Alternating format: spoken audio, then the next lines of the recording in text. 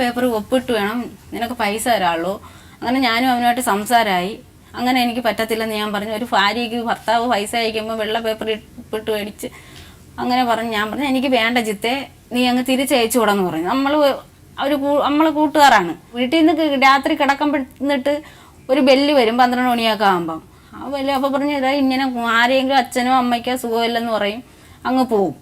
ഞാൻ വിചാരിച്ച ആ ഓട്ടം പോകണമായിരിക്കുമെന്ന്. ബിന്ദുവിൻ്റെ അലമാരയിൽ മൊബൈൽ ബെല്ലടിച്ച്. മൊബൈലൊന്നും ഇല്ലെന്ന് പറഞ്ഞാണ്. എടുത്തപ്പോഴത്തേക്ക് വിളിച്ചേക്കുന്ന 3 അണ്ണനാണ്. ഞാൻ അപ്പോഴേ ആ ബിന്ദുവിൻ്റെ ഫോണിൽ നിന്ന് തന്നെ അണ്ണനെ മിസ് കോൾ അടിച്ച് അപ്പോഴേ വിളിച്ചപ്പോൾ ചോദിച്ച് ഞാനാണെന്ന് അറിയുന്നില്ലല്ലോ. അപ്പോൾ എൻ്റെ അടുത്ത് ചോദിച്ച് നിന്നെ നേരത്തെ വിളിച്ചിട്ട് നീ എടുക്കാൻ തടി, നീ എവിടെ പോയിരുന്നെന്ന് ചോദിച്ച്. അപ്പോൾ എനിക്കിത് കേട്ടപ്പോൾ എനിക്കങ്ങ് ഭയങ്കര ടെൻഷൻ, എന്തേരെന്ന് അറിയാൻ വയ്യ. അപ്പം ഞാൻ പറഞ്ഞു അണ്ണാ ഞാൻ കൊച്ചോളാണെന്ന് പറഞ്ഞു. അപ്പോൾ ചോദിച്ചു കൊച്ചോളാന്നും പറഞ്ഞ് അങ്ങ് മൊബൈലങ്ങ് കട്ടാക്കി. അപ്പോഴേ നമ്പർ എടുത്ത് ഞാൻ വിളിച്ചപ്പോൾ എടുത്തത് ബിന്ദുവാണ് ഫോൺ എടുത്തത്. അപ്പോൾ ഫോൺ എടുത്ത് അങ്ങനെ ഞാനും അവളുമായിട്ട് സംസാരിച്ച് അപ്പോൾ ഈ അണ്ണ വീട്ടിലുണ്ട്. ചെന്നപ്പോഴത്തേക്ക് എൻ്റെ അടുത്ത് ഞാൻ ചോദിച്ച് പിന്നെ അണ്ണ ഇപ്പോഴും ബിന്ദുവിനെ വിളിക്കൂല്ലേ? ആര് പറഞ്ഞു? ഞാൻ പറഞ്ഞു ഇതിൽ കിടന്ന നമ്പർ എടുത്ത് ഞാൻ ഇങ്ങനെ വിളിച്ചപ്പോൾ ബിന്ദുവാണല്ലേ എടുത്തോ. അത് അങ്ങനെ അങ്ങോട്ട് ഇങ്ങോട്ട് സംസാരമായി.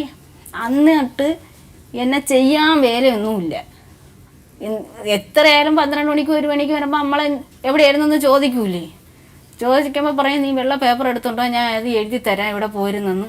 അല്ലെങ്കിൽ പോവാൻ നേരത്ത് പേപ്പറും പേനയും എടുത്തോണ്ട് തന്നത് എവിടെ പോകണമെന്ന് ഞാൻ എഴുതി വെച്ചിട്ട് പോവാം എന്നൊക്കെയാണ് പറയുന്നത്. അങ്ങനെ എന്നും അടി ഭയങ്കര അടിയാണ്. ജോലിയൊക്കെ വിട്ടിട്ടാണോ അദ്ദേഹം വന്നിരിക്കുന്നത്? ജോലിയൊക്കെ അന്ന് എൻ്റെ അടുത്ത് പറയുന്നത്. പക്ഷെ പൈസ മൊത്തം വീട് പണി മൊത്തം തീർന്നില്ലായിരുന്നു. അപ്പോൾ പറഞ്ഞ് അവിടെ ഒരു വണ്ടി ഓടിച്ചോണ്ടിരിക്കുകയായിരുന്നു. ആ വണ്ടി സ്വന്തമായിട്ട് എടുത്തതാണ്. അത് 2 ലക്ഷം രൂപ അവരുടെ കൂട്ടുകാരനെ ഏൽപ്പിച്ചിട്ടാണ് വന്നത്. വണ്ടി വിറ്റ് 2 ലക്ഷം രൂപ അയച്ചു തരും. എൻ്റെ ഒരു മാമൻ്റെ മോള് തന്നെ എൻ്റെ അടുത്ത് പറഞ്ഞു അവളേന്ന് പ്ലംബിങ്ങിൻ്റെ പണിയൊന്നും നടന്നില്ലായിരുന്നു. ഒരു 50,000 രൂപ മേടിച്ചതാ, ഞാനും കൂടെ വരാം. ഞാൻ ഇനി ഒരു പൈസ ഒരു മനുഷ്യരിൽ നിന്ന് മേടിക്കത്തില്ല, മേടിച്ച കടം പോലും കൊടുത്ത് തീർന്നില്ല. അത് നമുക്ക് വീട് പണി പിന്നെ അങ്ങ് നേരെയായി. ഇങ്ങനെ സോപ്പിട്ടാണ് ഇങ്ങനെ പറഞ്ഞിട്ട് നമുക്ക് വീട് പണി പൂർത്തിയാക്കണ്ടേ, അതുകൊണ്ട് നീ മേടിച്ചു അങ്ങനെ പറഞ്ഞ് എൻ്റെ കൂടെ വന്ന് ചോദിച്ച്. ഇപ്പോഴും അവരൊക്കെ ഒന്നും കൊടുത്തിട്ടില്ല പൈസ. ഇവിടെ ഇങ്ങനെ ഇത്രാം തീയതി അവിടെ നിന്ന് പൈസ വരും, അപ്പോഴത്തേക്ക് അങ്ങ് തരാമെന്ന് പറഞ്ഞ് 50,000 രൂപ. അപ്പോൾ അവൾ പറഞ്ഞെങ്കിൽ അണ്ണ ഇത്രാം തീയതി വാ തരാമെന്ന് പറഞ്ഞു. അങ്ങനെ എന്നെ പറഞ്ഞു വിടത്തുള്ളൂ. എവിടെ നിന്ന് 5 പൈസ അണ്ണൻ ചെന്ന് ചോദിച്ചാലും മേടിക്കുന്നത് ഞാനാണ്. എന്നെ പറഞ്ഞു വിട്ടേ മേടിക്കൂ. പറഞ്ഞു വിട്ട് മേടിക്കുമ്പോൾ മേടിച്ചോര് ചോദിച്ചാൽ പറയും അവളല്ലേ വന്ന് മേടിച്ചോ, അവളെ ഒന്ന് മേടിച്ചോളാൻ പറയും. അങ്ങനെയാണ് പറയുന്നത്. എന്നിട്ട് ഇപ്പോൾ പറയുന്ന എന്തരാണ് അവിടെ നിന്ന് എല്ലാവരുടെ പറയുന്നു. അവിടെ നിന്ന് വന്ന് ഗൾഫിൽ നിന്ന് വന്നപ്പോഴേ പറഞ്ഞ് 6 ലക്ഷം 8 ലക്ഷം രൂപ എൻ്റെ പേരിൽ അയച്ച്. ആരയച്ചു? അണ്ണ അയച്ചു. അത് എന്തേലും ഇത്രയും അങ്ങനെ പോയെങ്കിലും 10 മാസം പൈസ അയക്കായിരുന്നു. പിന്നെ 1.5 വർഷമാണ് ഗൾഫിൽ നിന്നത്. മൊത്തം 2.5 വർഷം നിന്നപ്പോൾ നാട്ടിൽ വന്നു.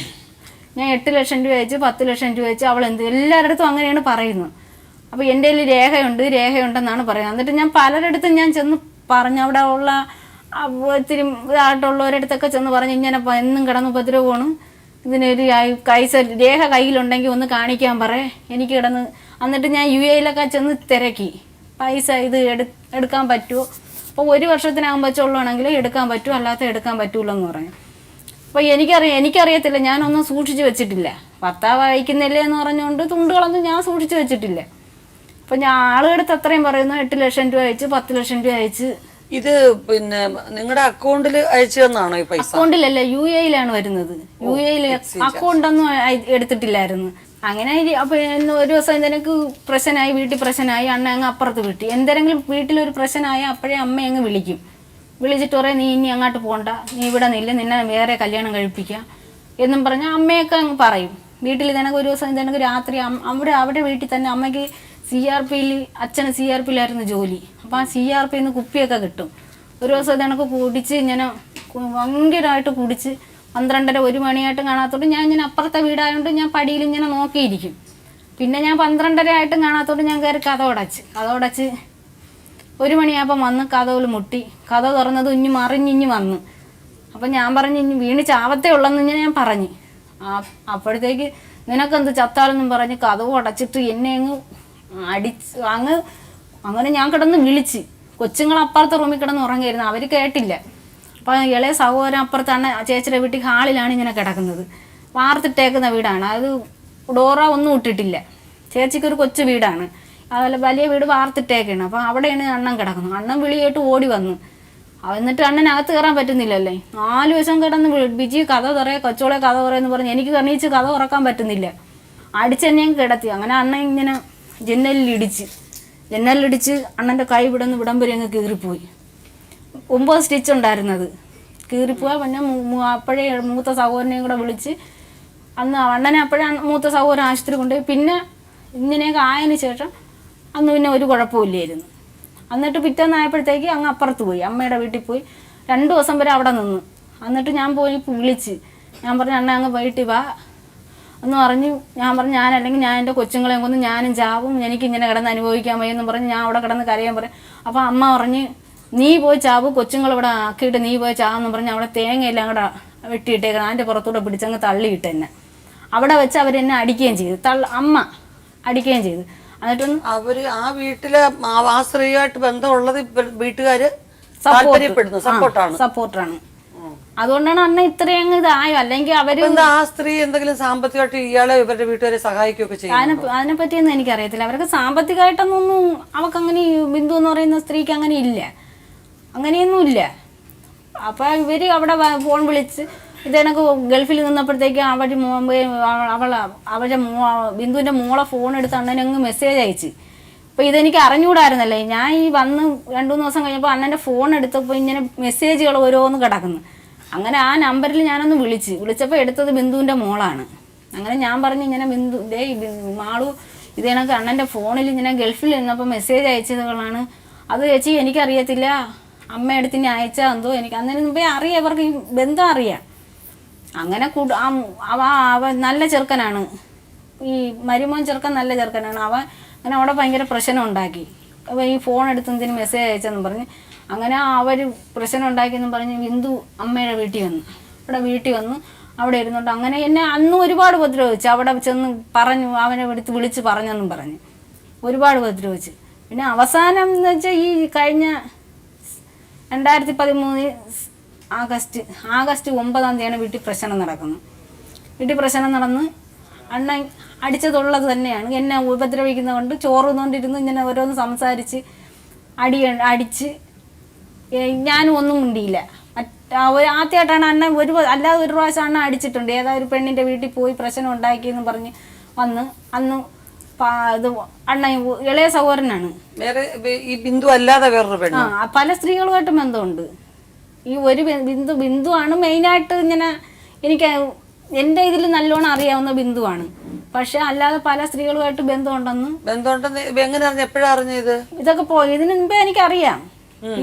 ഈ പ്രശ്നം നടക്കുമ്പോഴേ പല പ്രശ്നം ഉണ്ടെന്ന് എനിക്കറിയാം. പക്ഷെ ഇത് ഞാൻ ചോദിച്ചാൽ ഏക്കത്തില്ല. ഞാൻ ചോദിച്ചു കഴിഞ്ഞാൽ ആരെങ്കിലും എന്തിനാ. അതുകൊണ്ട് എൻ്റെ മൊബൈൽ ഈ റെക്കോർഡ് ചെയ്ത് വെച്ചിരുന്നെല്ലാം ആ ബിന്ദുവിനായിട്ട് സംസാരിച്ചതും അന്ന് വിളിച്ചതും എല്ലാം മൊബൈലൊക്കെ അങ്ങ് മേടിച്ചായിരുന്നു. മൊബൈലൊന്നും പിന്നെ എനിക്കില്ലായിരുന്നു, മൊബൈലൊന്നും തരത്തില്ലായിരുന്നു, മൊബൈലൊന്നും വേണ്ടെന്ന് പറഞ്ഞ്. ഫോട്ടോ ഒന്ന് കാണാമല്ലോ. പിന്നെ ഇത് പണി നടത്തി ഇങ്ങനെ പ്ലംബിങ്ങിൻ്റെ പണിക്ക് 50,000 രൂപ ഞാൻ മേടിച്ച് കൊടുത്ത് പ്ലംബിൻ്റെ സാധനങ്ങളൊക്കെ എടുത്ത് പാലുകാച്ചിനുള്ള എല്ലാം ഇതായി. അപ്പം ഇതായപ്പോൾ പാലുകാച്ചിൻ്റെ തലേന്ന് അമ്മ ഒരു വിളക്ക് മേടിച്ചു. ഞാൻ വിളക്കും തട്ടും എല്ലാം വാങ്ങിയായിരുന്നു. അപ്പോൾ പാലുകാച്ചിൻ്റെ 2 ദിവസത്തിന് മുമ്പേ അമ്മ ഒരു മിണ്ടത്തൊന്നുമില്ല, അവരുമായിട്ടൊന്നും മിണ്ടത്തില്ല. അപ്പോൾ അണ്ണൻ്റെ മേടിച്ച് കൊടുത്തിട്ട് പറഞ്ഞ് ഈ വിളക്ക് കത്തിച്ച് വേണം കയറാനുള്ളൂ എന്ന് പറഞ്ഞ്. അപ്പം ഞാൻ പറഞ്ഞു അന്ന് രാത്രി കൊണ്ടുവന്നു. അപ്പം ഞാൻ പറഞ്ഞ് ഞാൻ വിളക്ക് ഇതൊക്കെ മേടിച്ച് വെച്ചിട്ടുണ്ട്, അത് കത്തിച്ച് കയറിയാൽ മതിയെന്ന് ഞാൻ ഇങ്ങനെ പറഞ്ഞ്. അപ്പോഴത്തേക്കും അത് പറയുന്നതിനാകുമ്പോൾ വെച്ച് ഒരു വെള്ളി മോതിരം കൈ കിടപ്പുണ്ട്, അത് വെച്ചൊരു ഒറ്റ ഇടി ഇങ്ങനെ. അതുകൊണ്ട് ഇവിടെ അങ്ങ് പൊട്ടി ആനാകുമ്പോൾ ഒരുപാട് ആ പുതിയ വീട്ടിൽ ഇട്ട് തന്നെ. അങ്ങനെ ഞാൻ സാരിയൊക്കെ എടുത്ത് കെട്ടിയായിരുന്നു. അന്ന് കൊച്ചുങ്ങളടുത്ത വീട്ടിൽ കിടക്കുകയായിരുന്നു. തലയ്ക്ക് ദിവസം പാല് കാച്ചിട്ട് തലേദിവസം രാത്രി എല്ലാം പണി കഴിഞ്ഞപ്പോൾ തന്നെ 1 മണിയായി. അപ്പോഴാണ് ഇങ്ങനെ ഞാൻ പറഞ്ഞ് ഞാൻ വിളക്ക് മുന്തേ മേടിച്ച് അവരൊന്നിനും വരുന്നേ ഇല്ല, ഒന്ന് ചെന്ന് പറഞ്ഞിട്ട് പോലും ഒന്നിനും വരുന്നേ ഇല്ലല്ലേ, അതുകൊണ്ട് ഞാൻ മേടിച്ച വിളക്ക് മുന്തേ വിളക്ക് കത്തിച്ച് ഞാൻ കയറുന്നുള്ളെന്ന് പറഞ്ഞു. പറയുന്നതിനാ വെച്ച് ഇടിച്ച് മൂക്കുന്നങ്ങ് രക്തവും വന്ന് ഒരുപാട് ബ്ലഡ് ഇങ്ങനെ വന്ന്. അത് മാത്രമല്ല അന്ന് ചെയ്യാൻ വേലയൊന്നും ഇല്ലാതെ ഞാൻ അങ്ങനെ സാരി വരെ എടുത്ത് അടുക്കള ഊക്കിൽ കെട്ടി. പിന്നെ എൻ്റെ കൊച്ചുങ്ങളെ ഓർമ്മിച്ചിട്ടുണ്ട് ഞാനങ്ങ് സഹിച്ചു. പിറ്റേന്ന് രാവിലെ പാലുകാച്ചിന് വന്നവരെല്ലാവരും ചോദിച്ച് മൂക്ക് എന്തേരി ചെയ്തെന്ന് വെച്ചപ്പോൾ ഞാൻ പറഞ്ഞു ഇങ്ങനെ രാത്രി വൃത്തിയാക്കിയപ്പോഴത്തേക്ക് ഇങ്ങനെ അവിടെ ഇത് മേശ കിടന്ന് അതിൽ കയറി ഇടിച്ചെന്നാണ് പറഞ്ഞത്. പിന്നെ ഇപ്പോൾ പിറ്റേന്ന് രാവിലെ ആയപ്പോൾ ഭയങ്കര നീരായിരുന്നു. അപ്പോൾ ചേച്ചിയൊക്കെ പറഞ്ഞിട്ട് രാത്രി വരെ ഒരു കുഴപ്പമില്ലായിരുന്നു, 1 മണി വരെ ഒരു കുഴപ്പമില്ലായിരുന്നു, നിനക്ക് എങ്ങനെ ഇങ്ങനെ വന്നു? പിന്നെ ഞാൻ പറഞ്ഞു എന്നെ കൊണ്ട് ഇനി അടി താങ്ങാൻ പറ്റൂലെന്ന് പറഞ്ഞു. ഇപ്പം മരുന്ന് കഴിച്ചുകൊണ്ടിരിക്കുകയാണ്, ശരീരം മൊത്തം അങ്ങ് നീരി മരുന്ന് കഴിച്ചുകൊണ്ടിരിക്കുകയാണ് ചെയ്യുന്നത്. അങ്ങനെ ഞാൻ അതിന് ശേഷമാണ് ഞാൻ വീട്ടിൽ പറഞ്ഞത് എനിക്കിനി അടി കൊള്ളാൻ വയ്യ. അങ്ങനെ അണ്ണനൊക്കെ വിളിച്ച് സംസാരിച്ച് അത് ഇങ്ങനെ വേറെ പോണതെല്ലാം അണ്ണന്മാരെല്ലാം അറിഞ്ഞുകൊണ്ടിരിക്കുകയാണ്.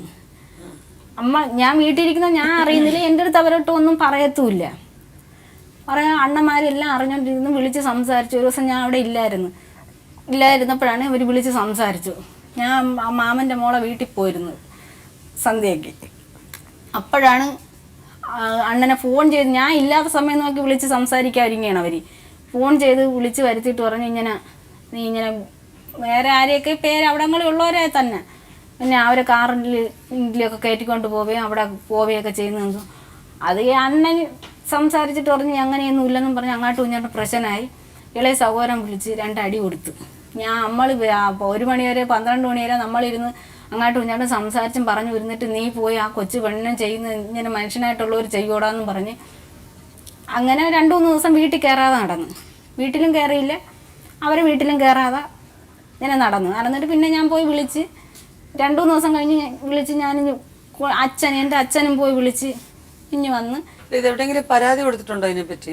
അടിച്ച് 2 പ്രാവശ്യം ഞാൻ പോലീസ് സ്റ്റേഷനിൽ പരാതി കൊടുത്തിട്ടുണ്ട്. അവര് പോയി അന്വേഷിച്ചു എല്ലാം പറയുകയും ചെയ്താൽ വിളിച്ച് അവിടെ വിളിച്ച് ഇനിയും അവിടെ ശരീരത്തിൻ്റെ ഒരു ഉപദ്രവം ചെയ്യത്തില്ലെന്ന് പറഞ്ഞ് അവിടെ എഴുതി വെച്ചിട്ട് വന്നാലും വന്ന് കാണിക്കുന്ന ഇത് തന്നെയാണ്. 2 പ്രാവശ്യം പോലീസ് സ്റ്റേഷനിൽ ഞാൻ കൊണ്ട് പരാതി കൊടുത്തായിരുന്നു. പരാതി കൊടുത്തിട്ടും കാണിക്കുന്ന ഇതാണ്. പിന്നെയാണ് അവസാനം ഒരു ദിവസം അങ്ങനെ ഇനി അടിച്ചെന്നറിഞ്ഞ് ഞാൻ വീട്ടിൽ വന്ന് ഞാൻ പ്രശ്നം ഉണ്ടാക്കി. ഞാൻ പറഞ്ഞു എന്തിനും എൻ്റെ ഭർത്താവിനെ അടിച്ചോന്നും പറഞ്ഞ് ഞാൻ അണ്ണനോട്ട്. അപ്പോൾ അണ്ണന്മാർ കിടന്ന് ഇതാക്കി. അതിനുശേഷം അവരുമായിട്ടൊന്നും മിണ്ടത്തില്ലായിരുന്നു, അണ്ണനുമായിട്ടൊന്നും മിണ്ടത്തില്ലായിരുന്നു. അങ്ങനെ ഇനി വീട്ടിൽ വന്നു. പിന്നെ കുഴപ്പമൊന്നുമില്ലാതെ ഞാൻ പോയിക്കഴിഞ്ഞ അവസാനം ഇത് കണക്ക് പിന്നെ ആ വീട്ടിൽ ഞാൻ ഒരു പരാതിയും പറയത്തില്ല. പരാതി പറഞ്ഞാൽ പിന്നെ അവർക്കും ഒരു ഇതാവുമെന്ന് പറഞ്ഞ് ആരടുത്തും ഒന്നും പറയത്തില്ലായിരുന്നു.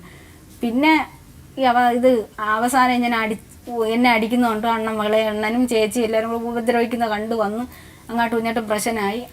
ഇളയ അണ്ണൻ ഒരടിയും കൊടുത്ത് പിടിച്ചൊരു തള്ളും കൊടുത്ത്. അപ്പോഴും ഞാൻ ഒന്നും മിണ്ടിയില്ല. എൻ്റെ മനസ്സിൽ തോന്നി കിട്ടുന്നെങ്കിൽ കിട്ടട്ടെ. അത്രയ്ക്ക് എന്നെ അങ്ങ് ഉപദ്രവം എന്ന് വെച്ചാൽ പരമാവധി ഞാൻ ക്ഷമിച്ച് സഹിച്ച് നോക്കി. പക്ഷേ പിടിച്ചു നിൽക്കാൻ പറ്റുന്നില്ല എന്നെ കൊണ്ട്. അപ്പോഴത്തേക്ക് അമ്മയും പറഞ്ഞ് നീ ഇങ്ങ് വാ, നിന്നെ വേറെ കല്യാണം കഴിപ്പിക്കാം, അവളെ കൊച്ചുങ്ങളെയും കളഞ്ഞിട്ട് ഇങ്ങ് വാ എന്ന് പറഞ്ഞു. അപ്പോൾ അണ്ണ അങ്ങ് പോവുകയും ചെയ്ത്. അല്ലെങ്കിൽ അമ്മ അവർ പറഞ്ഞ് തിരുത്തുന്ന അവരത് ചെയ്യത്തില്ല. അങ്ങനെ അങ്ങ് ചെന്നിട്ട് എങ്ങോട്ട് പോയി അവര്? അപ്പുറത്താണ് അണ്ണൻ്റെയൊക്കെ വീട്, തൊട്ടപ്പുറത്ത്. ദൂരമൊന്നും അല്ല, ഒരു വരമ്പിൻ്റെ വ്യത്യാസമേ ഉള്ളൂ. അങ്ങനെ അങ്ങ് പോയി. അതിനുശേഷം വരത്താ ഒന്നുമില്ല. ആഗസ്റ്റ് 9-ാം തീയതി കഴിഞ്ഞ് ആഗസ്റ്റ് 9-ാം തീയതി പോയി. സെപ്റ്റംബറിൽ ഓണത്തിന് എൻ്റെ കൊച്ചുങ്ങളെ വിളിച്ചുകൊണ്ട് പോയി. എന്നിട്ട് കൊച്ചുങ്ങൾ പോവുകയും വിളിക്കുകയൊക്കെ ചെയ്താലും വരത്തില്ലെന്ന് പറയും. 2 പേരെയും കൂടെ വിളിച്ചുകൊണ്ട് പോയി. 2 പേർക്കും ഒരേ ഡ്രസ്സ് കൊടുത്ത് 1500 രൂപയും കൊടുത്ത്. അണ്ണൻ്റെ കയ്യിലൊരു മോതിരം ഒടിഞ്ഞ് കിടന്നായിരുന്നു, ഒരു ആനവാൾ മോതിരം. അത് ഒരു കടയിൽ കൊടുത്തേക്കായിരുന്നു, മോക്ക് മോതിരം തരണം. അപ്പോൾ ആ ഓണത്തിന് ആ മോതിരവും തീർപ്പിച്ച് കൊടുത്ത് അവരൊക്കെ ഒരേ ചെരുപ്പും മേടിച്ചു കൊടുത്തു. ജനുവരി 18-ാം തീയതിയാണ് കാണാതായത്. ഇല്ല. ആഗസ്റ്റ് 9-ാം തീയതി വീട്ടിൽ നിന്ന് പിണങ്ങി അപ്പുറത്ത് പോയി. അതിനകം വെച്ച് പലരുമായിട്ട് പഞ്ചായത്ത് പ്രസിഡന്റും ഇവരും പലരുമായിട്ടും ഇടിച്ച് സംസാരിച്ച് നോക്കിയപ്പോൾ പറഞ്ഞ് എനിക്കിനി അവളെയും കൊച്ചുങ്ങളെയും വേണ്ട. അങ്ങനെയാണ് പറയുന്നത്. ആരടുത്ത് പറഞ്ഞാലും അങ്ങനെയാണെന്നുണ്ടെങ്കിൽ ഞാനും പല പ്രാവശ്യവും അതിലേ ആട്ടോ ഇട്ടിട്ട് പോകുമ്പോഴത്തേക്കൊക്കെ ഞാൻ പിടിച്ചു നിർത്തി സംസാരിക്കാൻ ഒരുങ്ങുമ്പോൾ ഈ അമ്മ ഇറങ്ങി വന്ന് കിടന്ന് ഭയങ്കര ചീത്ത വിളിയാണ്. എൻ്റെ മോനെ കൊണ്ട് സംസാരിക്കേണ്ട കാര്യമില്ല. അപ്പോഴാണ് അങ്ങ് പോവുകയും ചെയ്യും. എന്നിട്ട് ഞാൻ കൊച്ചുങ്ങളെ പറഞ്ഞു വിട്ടിട്ട് പറയും, മക്കളെ നിങ്ങൾ പോയി അച്ഛൻ്റെ അടുത്ത് ചിലവിന് ചോദിരി. അപ്പോൾ പറയാം അച്ഛൻ്റെ അടുത്ത് ചിലവിന് ചോദിക്കുമ്പോൾ അവരും അമ്മയും പെങ്ങളും കൂടെ പറയും പിന്നെ ഒന്നീ മൂത്തമ്മയുടെ ഒന്ന് പോയി മേടിയില്ല, അല്ലെങ്കിൽ മാമന്മാരെ ഒന്ന് പോയി മേടിച്ച് തിന്നോളാം, ഇനി മേലെ ഇവിടെ ചിലവിന് പൈസ ചോദിക്കാൻ പറ്റരുതെന്ന് പറയും. പിന്നെ അത് കണക്ക് ജനുവരി 18 തൊട്ടാണ് കാണാതെ. അപ്പം ജനുവരി 15 ആയപ്പോഴത്തേക്ക് എൻ്റെ മക്കൾക്ക് രണ്ടുപേർക്കും ടൂർ പോകണമെന്ന് പറഞ്ഞു. അപ്പം ഞാൻ പറഞ്ഞു, മക്കളെ ഇപ്പം തന്നെ എന്നെ കൊണ്ട് ഒരു നിവൃത്തിയില്ല, ഇങ്ങനെയൊക്കെ നിങ്ങളെ ഇതുകൊണ്ട് സാറന്മാരുടെ അടുത്ത് പറ്റൂലെന്ന് പറഞ്ഞു. അപ്പം പറഞ്ഞു, അമ്മ അച്ഛൻ്റെ നമ്പർ സാറിൻ്റെ കൊടുക്കട്ടോ, അച്ഛനെ വിളിക്കട്ടെ എന്ന് പറഞ്ഞു. അപ്പം ഞാൻ പറഞ്ഞു, സാറിൻ്റെ കൂടെ എന്ന് പറഞ്ഞു. അപ്പോൾ സാറ് വിളിച്ച് ഇങ്ങനെ പറഞ്ഞു, ഇങ്ങനെ ഗൗതമി ഗോവിന്ദൻ ടൂർ വരുന്നെന്ന് പറയുന്നു എന്ന് പറഞ്ഞു, ജനുവരി 16. അപ്പം പറഞ്ഞ് അതിനെന്ത് ഞാൻ പൈസ കൊടുക്കാമെന്ന് പറഞ്ഞ്. ഞാൻ പൈസ കൊടുത്ത് വിടാം, തിങ്കളാഴ്ച ശനിയാഴ്ചയാണ് സാറ് വിളിക്കുന്നത്, തിങ്കളാഴ്ച അവർ സ്കൂളിൽ വരുമ്പോൾ പൈസ കൊടുത്ത് വിടാമെന്ന് പറഞ്ഞ്. അപ്പോഴത്തേക്ക് ഞായറാഴ്ചയുടെ അന്നാണ് ഈ എണ്ണ അവിടെ നിന്ന് പോകണം, നാട്ടിൽ നിന്ന് പോണത്. അപ്പം പൈസയും കൊടുത്തില്ല. സാറ് ഇത് എനിക്കറിഞ്ഞൂടാ, ഞാൻ ബേക്കറി പോയിക്കൊണ്ടിരിക്കുകയില്ല. അതിന് അമ്മച്ചി ഞാൻ ബേക്കറി ജോലിക്ക് പോയി, എനിക്ക് ചിലവിനൊന്നും ഇല്ലാത്തതുകൊണ്ട് വർക്കലൊരു ബേക്കറി ജോലിക്ക് പോയിക്കൊണ്ടിരിക്കുകയായിരുന്നു. അങ്ങനെ 18 ആയപ്പോഴത്തേക്ക് ആട്ടോ അവിടെ കിടക്കുന്നതല്ലാതെ ആളിനെ കാണുന്നില്ല. 18, 19, 20 ആയിട്ടും അണ്ണനെ കാണാത്തതുകൊണ്ട് ഞാൻ മക്കളെ പറഞ്ഞ് അപ്പുറത്ത് വിട്ടിട്ട് ഞാൻ പറഞ്ഞു, മക്കളെ അച്ഛൻ എന്ത് ചെയ്യുന്നതെന്ന് ചോദിയിര്, അച്ഛനെ ഇപ്പോൾ കാണാനില്ലല്ലോ 2-3 ദിവസം കൊണ്ട്, അച്ഛൻ എന്ത് ചെയ്യുന്നത് ചെന്ന് ചോദിയിരെന്ന് പറഞ്ഞു. അവിടെ ചെന്ന് ചോദിച്ചപ്പോഴത്തേക്ക് അവരെൻ്റെ കൊച്ചുങ്ങളെ ഇനി വിളിക്കാൻ വിളിയൊന്നുമില്ല, ഇനി മേലെ എൻ്റെ മോനെയും തിരക്കി ഇതിനകത്തോട്ട് വരുന്നത്, നിങ്ങൾക്ക് ഇനി അച്ഛനില്ല, എൻ്റെ മോനെ ഇനി 2 വർഷം കഴിഞ്ഞ് ഞാൻ ഗൾഫിൽ പോയിട്ട് വരുമ്പോഴത്തേക്ക് എൻ്റെ മോനെ കൊണ്ട് വേറെ കല്യാണം കഴിപ്പിക്കുമെന്ന് പറഞ്ഞ് അവർ അമ്മയും സഹോദരിയും കൂടെ പറഞ്ഞ് കൊച്ചുങ്ങളിഞ്ഞ് വരികയും ചെയ്തു. അതിനുശേഷം ഒരു വിവരവും ഇല്ല. പിന്നെ 4 മാസം കഴിഞ്ഞ് അറിയുന്നു ഖത്തറിലായിരുന്നു. ഖത്തറിൽ നിന്ന് എറണാകുളത്ത് വന്ന് എന്നിങ്ങനെ പറഞ്ഞ്, എറണാകുളത്ത് വെച്ച് കണ്ടവരുണ്ട്, എറണാകുളത്തുണ്ടെന്ന് പറഞ്ഞ്, കണ്ണൂരുണ്ടെന്ന് പറയുന്നു, ബോംബെയിലുണ്ടെന്ന് പറയുന്നു. ഓരോ കൂട്ടുകാരന്മാരുടെ അടുത്ത് വിളിച്ചിട്ട്, അപ്പോൾ കൂട്ടുകാരെ വിളിക്കുമ്പോഴത്തേക്ക് എൻ്റെ അടുത്ത് അപ്പോഴേ പറയും, കൂട്ടുകാരെ ആരെ വിളിച്ചാലും ഭർത്താവിനെ കണ്ടില്ല എന്ന് പറഞ്ഞ് പോലീസ് നിങ്ങൾ പരാതിപ്പെട്ടോ? പരാതിപ്പെട്ടില്ല. അവർക്ക് ഈസി ആയിട്ട് കണ്ടുപിടിക്കാമല്ലോ, മൊബൈലിൽ വെച്ച് തന്നെ കണ്ടുപിടിക്കാമല്ലോ എവിടെ ഉള്ളതെന്ന്. അപ്പം ഇവിടെ വെച്ച് ഒരാളെൻ്റെ അടുത്ത് പറഞ്ഞു, ഒരു നമ്പർ ഇവിടെ വെച്ച് യൂസ് ചെയ്തുകൊണ്ടിരുന്ന നമ്പർ എന്നെ ഇതിപ്പം കിട്ടുന്നുണ്ടെന്ന് പറഞ്ഞ് ഞാൻ വിളിച്ചപ്പോൾ പറഞ്ഞ്, എനിക്ക് ഇങ്ങനെ ഒരു ഭാര്യയും മക്കളും ഇല്ല, എന്നെ ഇനി മേലെ വിളിക്കണം. എന്നിട്ട് ഞാൻ ഒരു ദിവസം കൂടെ വിളിച്ചപ്പോൾ പിന്നെ ആ ഫോൺ ഇതുവരെ സ്വിച്ച് ഓഫ് ആക്കിയാറ്, പിന്നെ ഇതുവരെ ഓൺ ആയിട്ടില്ല, വേറെ സിമ്മാണെന്നാണ്. ഇപ്പം ഒരു കൂട്ടുകാരൻ 2 നമ്പർ തന്നു വിട്ട്, ഇപ്പം ഇടയ്ക്ക് വെച്ച് കഴിഞ്ഞതിൻ്റെ അങ്ങേ ആഴ്ച വിളിച്ചെന്നും പറഞ്ഞു. അത് ഞാൻ സാറിൻ്റെ കൊടുത്തായിരുന്നു. ഇപ്പം ബോംബെയിലുണ്ടെന്ന് പറഞ്ഞാണ് വിളിച്ചോന്ന് പറഞ്ഞു. അങ്ങനെ ഇപ്പം ഒരു നമ്പർ വിളിച്ചപ്പോൾ സാറിന് കിട്ടി. അത് കിട്ടിയത് രാജു എന്ന് പറയും. നമ്മൾ ഇവിടുന്ന് അന്വേഷിച്ചപ്പോൾ പറഞ്ഞിരിക്കുന്ന മംഗലാപുരത്താണെന്നാണ്. ഇപ്പം മംഗലാപുരത്ത് നിന്ന് പറഞ്ഞു. ഇന്നിപ്പോൾ അന്വേഷിച്ച് പറഞ്ഞത് മംഗലാപുരത്ത് നിന്നാണെന്നാണ് പറഞ്ഞത്. മംഗലാപുരത്തുണ്ടെന്ന് ഒരു കൂട്ടുകാരൻ പറഞ്ഞു. അപ്പൊ ഈ 1 വർഷമായിട്ട് ഭർത്താവിനെ കണ്ടില്ല എന്ന് പറഞ്ഞൊരു ഭാര്യ പരാതിപ്പെട്ടില്ല എന്ന് പറഞ്ഞാൽ, ചെലവിന് വേറെ വരുമാനത്തിന് മാർഗമില്ലാത്തൊരു സ്ത്രീ, മക്കളെ വളർത്തണം, അങ്ങനെ ഒരു സ്ത്രീ എങ്ങനെ പിന്നെ ഒരു പരാതി കൊടുക്കാതിരുന്നു? നിങ്ങൾ നേരത്തെ പരാതി കൊടുത്തിട്ടുള്ള ആളാണ്, നിങ്ങൾക്ക് അതിന്റെ പ്രൊസീജിയേഴ്സ് അറിയാം, കൊടുക്കണ്ടേ? ഞാൻ പിന്നെ അതിനൊന്നും പോയില്ലായിരുന്നു. പിന്നെ വക്കീലിനെ കണ്ടായിരുന്നു, ഒരു വക്കീലിനെ പോയി കണ്ട്. അപ്പോഴത്തേക്ക് എൻ്റെ അടുത്ത് ഞാൻ അണ്ണ ഉള്ളപ്പോഴത്തേക്ക് ഞാൻ ചെന്ന് കാല് പിടിച്ച് പറഞ്ഞിട്ടുണ്ട്. അപ്പം പറഞ്ഞു, എനിക്ക് നിന്നെ മക്കളെയും വേണ്ട. അപ്പം ഞാൻ പറഞ്ഞു, അണ്ണ എങ്കിൽ അതിന് നിയമപരമായിട്ട് നമുക്ക് എന്തായിരുന്നു വെച്ചാൽ ചെയ്യാം, പക്ഷെ ഞാൻ ഡൈവോഴ്സ് നോട്ടീസ് കൊടുക്കത്തുമില്ല, ഞാൻ അതിനോട്ട് ഇറങ്ങത്തുമില്ല. നീയായിട്ട് ഡൈവോഴ്സ് നോട്ടീസ് അയച്ച് എൻ്റെ ഒന്നും ഞാനായിട്ട് അയച്ച് നീ ഒന്നും മേടിക്കത്തില്ല, നീ കൊണ്ടുപോയി ഡൈവോഴ്സ് നോട്ടീസ് അയച്ചാൽ മതി എന്ന് പറഞ്ഞു. അല്ലാതെ ഞാൻ അയച്ച് നീ ഒന്നും മേടിക്കാന്ന് പറഞ്ഞ് നീ ഇരിക്കുകയും വേണ്ടെന്ന് പറഞ്ഞു. ഞാൻ പലപ്പോഴും പോയി വഴി വെച്ച് സംസാരിക്കാൻ പറ്റും, അവരെ വീട്ടിൽ പോകാൻ പറ്റത്തില്ല. അതല്ല, അത് സംസാരിച്ചത് നിങ്ങൾക്ക് ഉള്ള സ്ഥലം പോലും കൃത്യമായിട്ട് അറിയാം അല്ലേ സാർ? അല്ല, ഇതിലിപ്പോൾ എന്താണെന്ന് വെച്ചാൽ, നിങ്ങളെ സംബന്ധിച്ചിടത്തോളം അയാളെ സംബന്ധിച്ചിടത്തോളം നിങ്ങളെ വേണ്ട. നിങ്ങളുടെ സ്റ്റാൻഡ് എന്താ? അയാൾ വന്നാൽ നിങ്ങളെ ഇനി സ്വീകരിക്കുമോ അതോ ബിന്ദുവിൻ്റെ കൂടെ പോകാൻ സമ്മതിക്കുമോ? എന്താ നിങ്ങളുടെ സ്റ്റാൻഡ്? ഇത്രയും കടം കിടക്കുന്നു, അത് എല്ലാം കൂടെ കൊണ്ടാണ് ഞാൻ വന്നാലും എല്ലാ തെറ്റും ക്ഷമിച്ച് ഞാൻ ഒന്നിച്ച് പോവാൻ തയ്യാറാണ്. കടം കിടക്കുന്നോണ്ടാണ്? അല്ല, അതുകൊണ്ടല്ലേ, എന്റെ കൊച്ചുങ്ങളെ അച്ഛനല്ലേ, അതുകൊണ്ട് എന്തെല്ലാം തെറ്റും ക്ഷമിച്ച് ഞാൻ കൂടെ. അല്ല, ഈ 1 കൊല്ലമായിട്ട് ഇപ്പൊ ഒരു നയാ പൈസ പോലും നിങ്ങൾക്കോ നിങ്ങളുടെ കുട്ടികൾക്കോ ചെലവിന് തരുന്നില്ല. നിങ്ങളാണെങ്കിൽ ബേക്കറി പോയി സമ്പാദിച്ച് അവരെ പുലർത്തെന്ന് പറഞ്ഞു. ആ കുട്ടികളാണെങ്കിൽ വളരെ കഷ്ടത്തില്ല, സ്കൂളിൽ പോകുമ്പോൾ അവർക്ക് പഠിക്കാനുള്ള പൈസ പോലും ഇല്ല. അയാളുടെ വീട്ടിൽ നിന്ന് അയാളുടെ അച്ഛനോ അല്ല അമ്മയോ അല്ലെങ്കിൽ പെങ്ങന്മാരോ സഹോദരന്മാരോ ഒരു സഹായവും ഇല്ല. നിങ്ങളാണെങ്കിൽ നിങ്ങളുടെ സഹോദരങ്ങളിൽ നിന്നും ഇതൊക്കെ മറച്ചു വെച്ച് സ്വകാര്യമായിട്ട് കൊണ്ടു നടക്കേണ്ടത്, കാരണം അയാളുടെ ഇമേജ് കളയണ്ടെന്ന് വെച്ചിട്ട് അല്ലേ ഇങ്ങനെയൊക്കെയാണ് നടക്കുന്നത്. അപ്പോൾ എങ്ങനെ ഒരു കുടുംബം പുലരണ്ടേ? ഈ കുടുംബം പുലരാൻ നിങ്ങൾ എന്താ വേണ്ടത്? ഒരു കൊല്ലമായിട്ട് നിങ്ങൾക്ക് യാതൊരു ഇതുമില്ല. അപ്പോൾ എന്താ ചെയ്യേണ്ടത്? സാർ, ഇത് ഷില്ലയുടെ കുഞ്ഞമ്മയുടെ മകനാണ്, അണ്ണനാണ്. അത് ഷില്ലയുടെ സ്വന്തം ചേച്ചിയാണ്. എന്താ പേര് ചേച്ചിയുടെ പേര്? ലില്ലി. അദ്ദേഹത്തിന്റെ പേര് നിജു. നിജു. എന്ത് വർക്ക് ചെയ്യുന്നു? ഞാൻ ഡ്രൈവറാണ്, ഓട്ടോറിക്ഷ ഓടിക്കുന്നത്. ഇവിടെ അരൂരാണ്. ഓക്കെ. അല്ല, ഇപ്പൊ എല്ലാ കഥയും വിശദമായിട്ട് പറഞ്ഞു. എന്താ തോന്നുന്ന ഈ 14 വർഷം 2 കുഞ്ഞുങ്ങളുമായിട്ട് സന്തോഷമായിട്ട് കഴിഞ്ഞ ഈ കുടുംബത്തില് ഈ പ്രശ്നങ്ങൾ ഉണ്ടാവാൻ എന്താ കാരണം എന്ന് തോന്നുന്നു ലിജുവിന്? ഈ പേർഷ്യയെ പോണവരെ കുഴപ്പമില്ലായിരുന്നു. പേർഷ്യയെ പോയിട്ട് വന്ന് 2 പ്രാവശ്യം പോയിട്ട് വന്നു. അതിനുശേഷമാണ് കുഴപ്പമായോ. അവൻ്റെ ഇത്തിരി പൈസയൊക്കെ ഉണ്ടായിരുന്നു എൻ്റെ കയ്യിൽ. പക്ഷേ ഇവർക്ക് അയച്ചു കൊടുക്കാതെ അവന് അവിടെ നല്ല ജോലിയൊക്കെ ഉണ്ടായിരുന്നു. ഈ സൗദിയെ പോയി നല്ല പൈസയൊക്കെ ഉണ്ടാക്കിയാണ് വന്നുപോയി. അപ്പോഴാണ് വീട് വെച്ച് പാലൊക്കെ കാച്ചു. എന്നിട്ട് ഇവർക്ക് പൈസ മാസത്തിൽ അയച്ചു കൊടുക്കുന്നില്ലായിരുന്നു. പിന്നെ ഇപ്പോഴും ലാസ്റ്റിൽ അവൻ ഇവിടെ നിന്ന് പോയത് ഗൾഫിൽ പോകണമെന്ന് പറയാണ് പോയോ, ഇവിടെ കുവൈറ്റിൽ പോകണമെന്ന് പറയാണ് പോയോ. ഇപ്പോഴേ പോയിട്ട് നമ്മൾ വിചാരിച്ച ഗൾഫിലാണ് നിൽക്കുന്നത്. ഇപ്പം അറിയുന്ന ഇവിടെ എറണാകുളത്തൊക്കെ ഉണ്ടെന്നാണ്. ഇപ്പോൾ കുറച്ച് നാളായി. അതെ അതെ. ഇപ്പോൾ ഏറ്റവും അവസാനം നമ്മൾ അന്വേഷിച്ചപ്പോഴും മാംഗ്ലൂരാണ്, മംഗലാപുരത്താണെന്ന് പറയുന്നു. പക്ഷെ ഇത് ഈ ബന്ധം തുടങ്ങിയിരിക്കുന്നത് അതിനുമൊക്കെ കുറെ മുമ്പായിരിക്കണം. സ്ട്രോങ് ആയിട്ടുള്ള ഒരു കാര്യം. ഇവിടെ ആട്ടോ ഓടിക്കൊണ്ടിരുന്നപ്പോഴേ പല പെണ്ണുങ്ങളോട്ട് ബന്ധമൊക്കെ ഉണ്ട്. അവർ പല പല കൂടുതലും ആണുങ്ങളോട്ടല്ല സഹകരണം, പെണ്ണുങ്ങളോട്ടാണ് സഹകരണം കൂടുതൽ. അങ്ങനെ ഒരു മോശം പേര് ഓൾറെഡി ഉണ്ട്. പക്ഷെ അന്ന് ഈ സ്ത്രീയുമായിട്ട് ഇങ്ങനെ ഒരു ബന്ധം ഉണ്ടെന്നുള്ളത് നിങ്ങൾക്ക് ആർക്കും അറിയത്തില്ല. അറിയായിരുന്നു. അപ്പം നിങ്ങളത് അത് ഇവരുടെ അടുത്ത് വന്ന് പറഞ്ഞ ഇവനെ നമ്മള് കുറച്ച് പ്രാവശ്യം പറഞ്ഞൊക്കെ വിലകൊക്കെ ചെയ്ത്. എന്നിട്ട് ഇവൻ്റെ സംസാരിക്കാനേ ഒക്കത്തില്ല. കാരണം എന്ന് വെച്ചാൽ സംസാരിച്ചാൽ അവൻ മറുപടിയെ പറയും. അങ്ങനെ ഒരു പ്രത്യേക സ്വഭാവമാണ്. ഫ്രാഡാണ് അവൻ. അന്ന് ആദ്യമേ ഇവളെ പ്രേമിച്ചപ്പോഴേ അമ്മക്ക് അറിയായിരുന്നു. അന്ന് നമ്മൾ പറഞ്ഞോണ്ട് പോകരുത്. അന്ന് പറ്റിയ അവത്തോണ്ട് നോക്കി. പിന്നെ കല്യാണം കഴിഞ്ഞ് 10-14 വർഷം നല്ല തന്നെ വന്ന് നോക്കിയോ. ഈ വണ്ടി ഇപ്പോൾ ആക്സിഡൻ്റായി നടുകൊടിഞ്ഞ് വന്ന് ഒരു 7-8 മാസം കിടന്നു. അന്ന് നമ്മളൊക്കെയാണ് നോക്കിയോ. ഇവളെ ഒറ്റയ്ക്ക് കിടന്ന് നോക്കി. അന്ന് അവൻ്റെ വീട്ടുകാരൊന്നും സഹകരിച്ചില്ലായിരുന്നു, അവിടെ കയറിയൊന്നുമില്ലായിരുന്നു. അതാണ് സംഭവം. പിന്നെ ലില്ലി ഇവിടെ അടുത്താണോ താമസിക്കുന്നത്?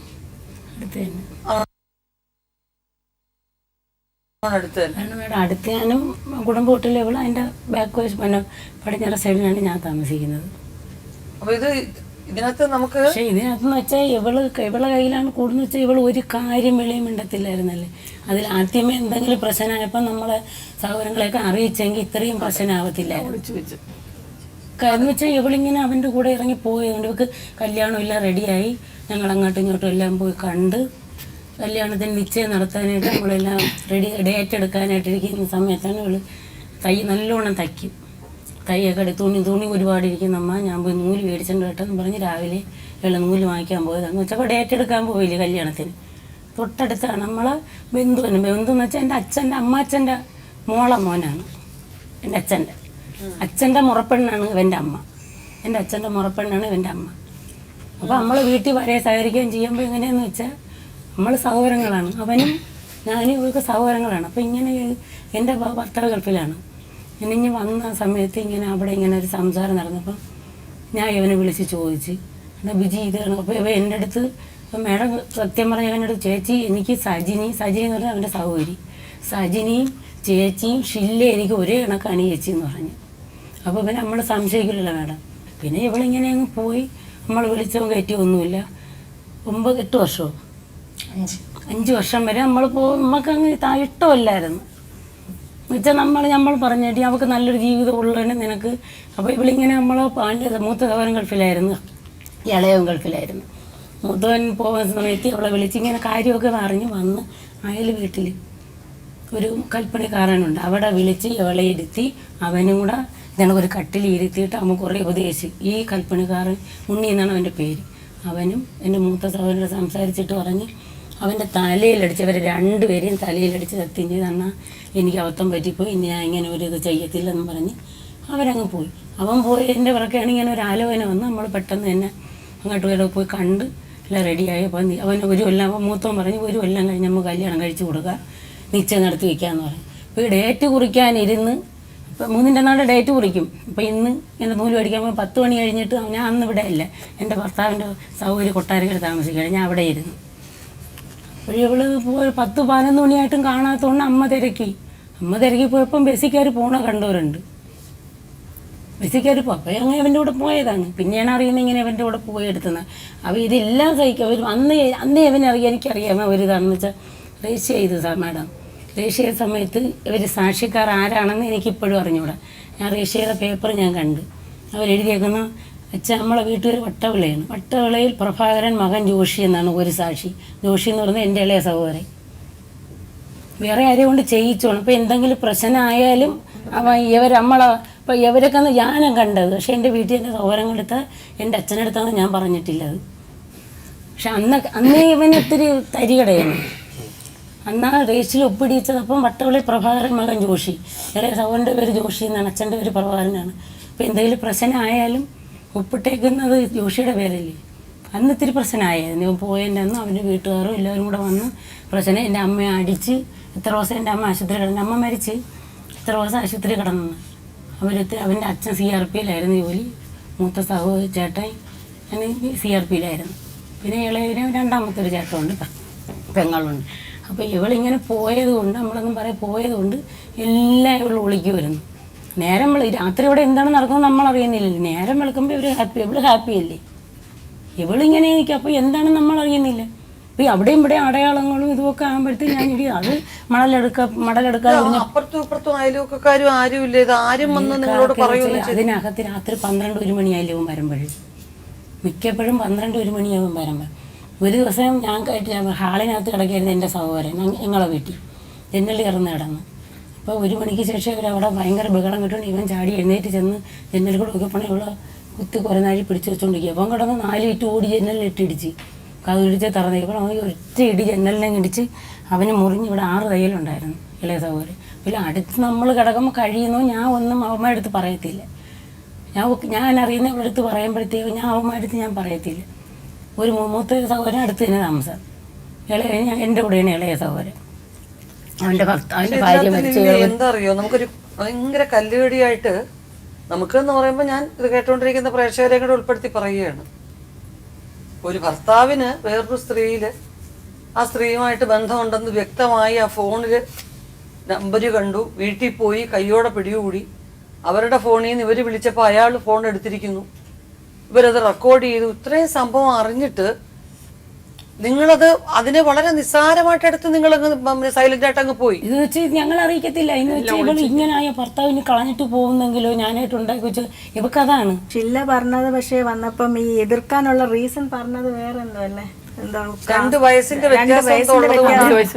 അത് നല്ല ബന്ധമൊന്നും പറഞ്ഞില്ല. അതാ ഞാൻ ചോദിച്ചത്. ഇവക്കത് അറിഞ്ഞൂടല്ലേ. എൻ്റെ അച്ഛൻ്റെ അമ്മാച്ചൻ്റെ മോളാണ് ഇവന്റെ അമ്മ. നിങ്ങൾ എതിർക്കാൻ കാര്യം അതാണ്. ചേട്ടത്തി സഹോദരങ്ങളല്ലേ. എന്റെ ഇഷ്ടത്തിന് ഇറങ്ങി പോയിട്ട് സഹോദരങ്ങളായിട്ട് വരും. സഹോദരങ്ങളാണ്. നമ്മളെ വീട്ടിൽ ഇവിടെ പറഞ്ഞത് ഷില്ല ഇവിടെ തുടക്കത്തിൽ എന്തുകൊണ്ട് എതിർത്തു എന്ന് ചോദിച്ചപ്പോ അറിയത്തില്ലല്ലോ. ഞങ്ങൾക്കെന്ന് വെച്ചാൽ ഇത് അവല് ഞാൻ അറിഞ്ഞോണ്ട് ഇപ്പോഴാണോ അറിഞ്ഞത്? ഇപ്പോഴാണോ പറഞ്ഞത്? അല്ല, ഇത് സ്വന്തമാണെന്ന് അറിയാല്ലേ. അപ്പൊ ഞാൻ ഇവന്റെ അടുത്ത് ചോദിച്ചപ്പോഴേ ഇവൻ പറഞ്ഞ ഇതാണ്, ചേച്ചിയും ഷില്ലയും എന്റെ പെങ്ങള് സജിനി എനിക്ക് ഒരേ കണക്കല്ലേ ചേച്ചി എന്ന് പറഞ്ഞു. ഷില്ല എന്തുകൊണ്ട് എല്ലാം ഇങ്ങനെ ഒളിച്ചു വെച്ചത്? ഇതിങ്ങനെ ഞാൻ പോയോണ്ട്, അതുകൊണ്ടാണ് ഒളിച്ചു വെച്ചത്. അവരൊക്കെ ഒരു ബാധ്യത ആവണ്ടെന്ന് വിചാരിച്ച് ഞാൻ എല്ലാം സഹിച്ചു. ഇപ്പൊ ഇവരെല്ലാം നിങ്ങളുടെ കൂടെ സഹകരിക്കായിരുന്നല്ലോ കുറച്ച് ദിവസമായിട്ട്. അപ്പോഴും മറച്ചു വെച്ചില്ലേ? ചേച്ചിയോട് പോലും പറഞ്ഞില്ല? മേഡം ഒന്നും പറയത്തില്ല. പറഞ്ഞിരുന്നെങ്കിൽ ഇതൊക്കെ എന്നെ അവര് സഹായിച്ചു. എങ്ങനെയെങ്കിലും ഞങ്ങൾ ഈ ബിന്ദുവിനെ അറിയാമോ? അറിയാമോ? ഇത് ഇങ്ങനെ ഈ ഒരു ബന്ധത്തിൽ കൂടെ അല്ലാതെ അറിയാമോ? അല്ലാതെ ഞങ്ങളവിടെ ഇവര് ഇവിടെ ഉള്ളവര് വന്ന് വാടകയ്ക്ക് താമസിക്കണേ. ചേട്ടത്തിയുടെ ഭർത്താവ് അവിടെ താമസിക്കുന്നുണ്ട്. ചേട്ടത്തിയും ഭർത്താവും കൂടെ. അങ്ങനെ അവരെ അവരെ ഇതിൽ അവിടെ വന്ന് വാടകയ്ക്ക് താമസിച്ചു. അവരൊരു ബന്ധം അവിടെ താമസിക്കുന്നുണ്ടായിരുന്നു. അവരെ ഇപ്പം എവിടെ ഇന്നലെ കുഴപ്പമായിട്ട് അവിടെ നിന്ന് ഇവിടെ വന്ന് താമസിക്കുന്നു. അങ്ങനെയാണ് ഇവ ആട്ടയെ കൊണ്ടുപോയുള്ള പരിചയവും. അതല്ല, ഈ ഷില്ലയ്ക്ക് ബിന്ദുവായിട്ട് അല്ലാതെ അടുപ്പമുണ്ടോ? പിന്നെ ഷില്ല വിളിച്ചപ്പം ബിന്ദുവിന്റെ മോള് ഫോൺ എടുത്തു, ആ മാളു എന്ന് പറഞ്ഞ് സംസാരിച്ചു എന്ന് പറഞ്ഞു നേരത്തെ. അപ്പൊ മോളുടെ പേര് വരെ കൃത്യമായിട്ട്